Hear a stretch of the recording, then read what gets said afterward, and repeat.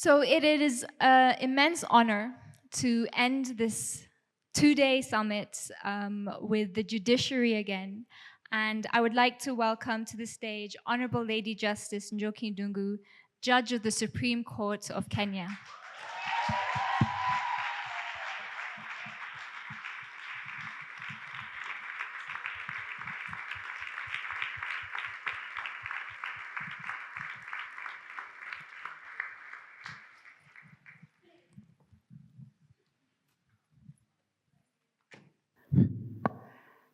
Thank you very much, and good afternoon to all of you.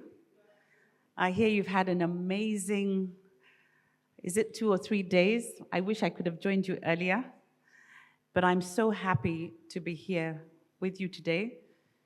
And just looking around, looking at each table, look at each amazing young woman who is committed to Nala.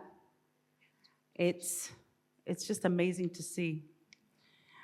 I am Nala because I believe that women deserve a seat at the table.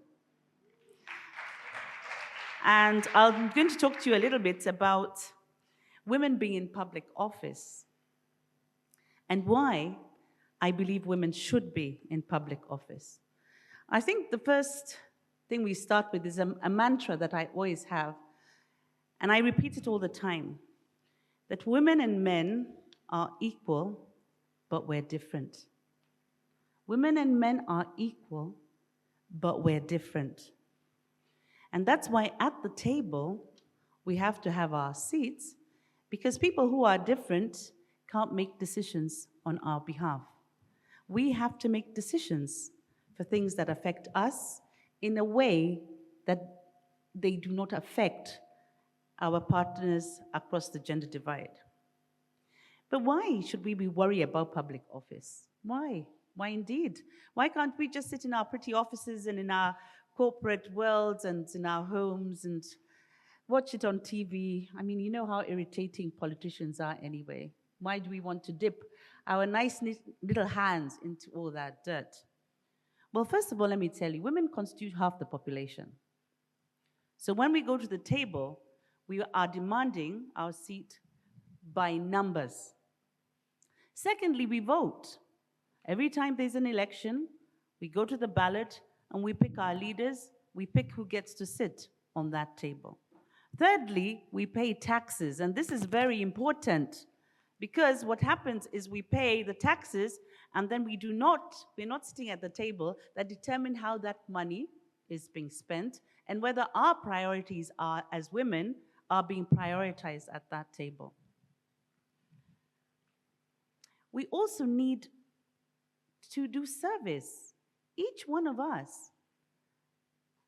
We should run for office, run for whatever office in community, otherwise. Service to others is almost like service to God, service to the country. And finally, legacy. What will your legacy be? At the end of your time, how will people remember you? Join public office to achieve any one of these 5 things that I've just talked about. But as we try to get on this table, we have to understand it's very difficult to negotiate to get on the table. It's like a power sharing agreement. Those who have power never let go of it. We have to pull it, we have to force it, we have to negotiate forcefully. We have to remember, historically, this table did not belong to us. And therefore, we can demand, which we have, and demand has taken many forms. We have demanded in terms of affirmative action, but still they say, we've given you a couple of seats, tokenism, but why can't you come and compete against us? Not understanding the level playing field isn't the same. But we must take it upon ourselves and say, we demand both. We demand both the affirmative action that can equal the numbers, as well as we will find you on the field ourselves. Power sharing is difficult. And to each one of you, I hope that before the next election, in whichever country you come from, you join a political party. That is where influence is peddled. That is who determines how your country will be run in the election cycle after the elections. Run for office, vote, and please use your vote wisely. You can even protest vote if nobody on the ballot is about to do what you wish. And when you vote, ensure that whoever you have voted for knows you are there. You didn't put them in just for fun. Are you at their office? Are you writing their speeches? Are you demanding to see their input into the budget? You can't just vote and then say, you know these politicians. And then after the next 5 years, we go and vote, and then I say, you know these politicians. You must show your input. Negotiating for power, for space, and for rights is difficult because we are equal, but we are different. I'll give you a couple of examples. How many years ago is it now? Almost 20 years ago, I was a member of parliament, and I just joined parliament. We were 18 women in a house of 224. It was definitely a male space. And for those of us who are younger members of parliament, it became quite obvious. Some of us were sexually harassed in not so obvious ways. I'm sure all of you have experienced the little handshake that gets sometimes, where it's a little scratch. Yeah. How disgusting is that? And we all know what that scratch means. Yeah? It's an invitation without your permission for sex. But it's hidden in the handshake so that nobody else can see.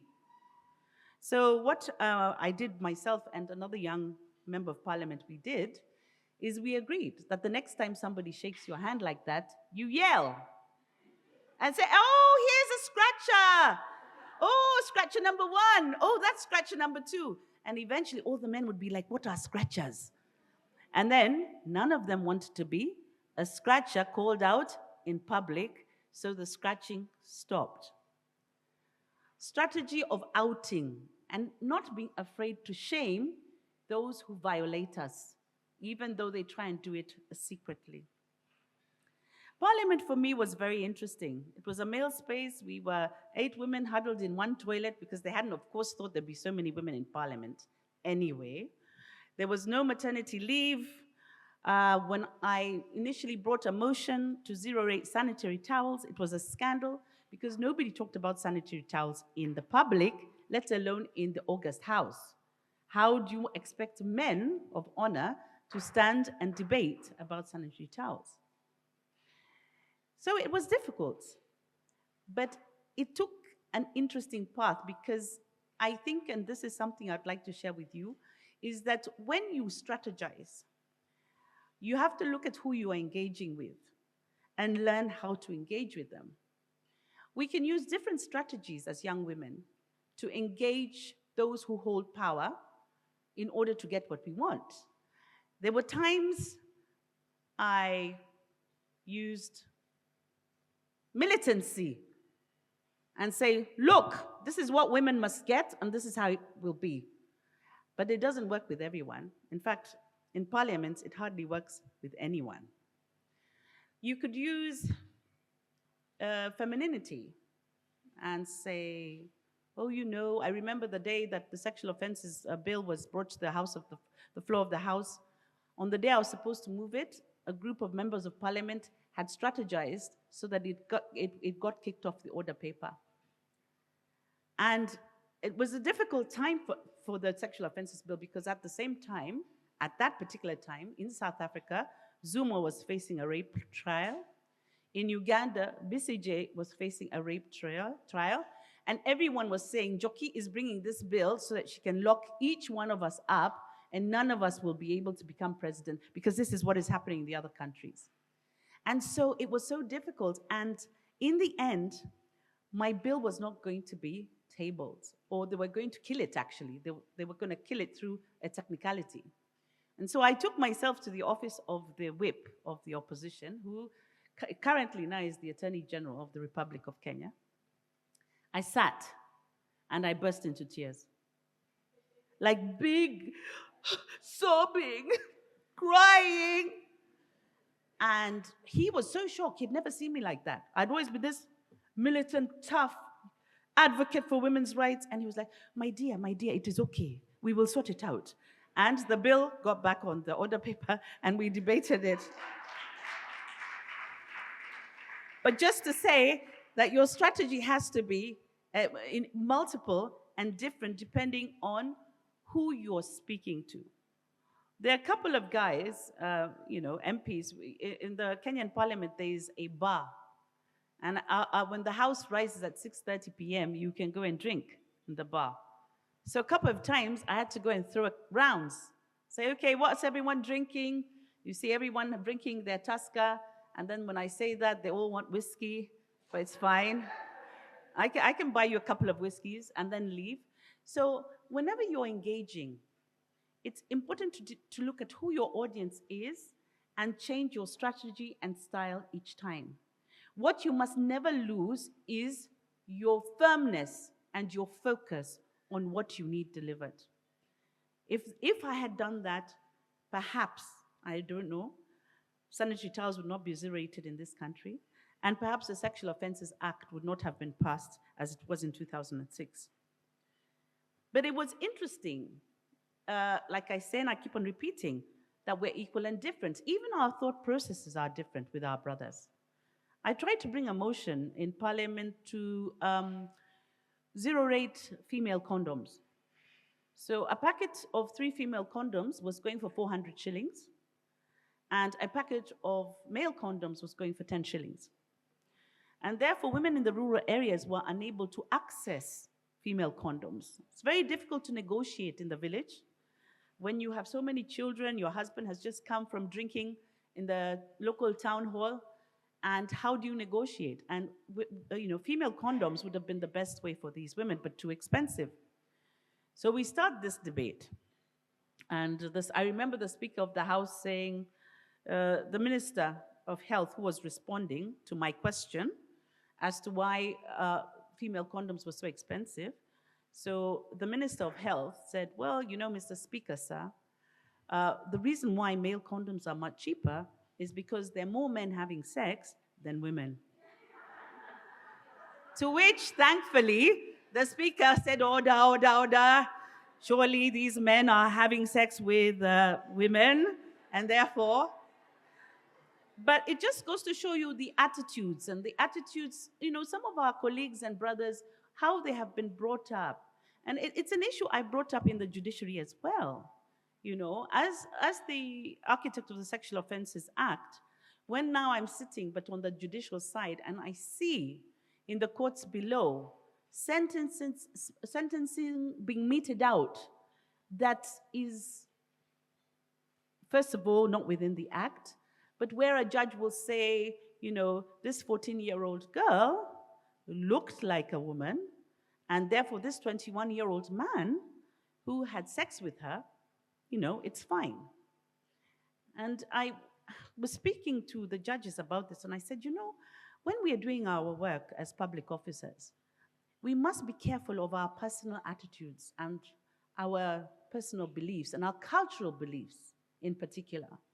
Otherwise, we as government officers continue, therefore, we continue to embrace and to support the rape culture that we see out here, where our traditional beliefs is what we are implementing in a court of law instead of the law itself.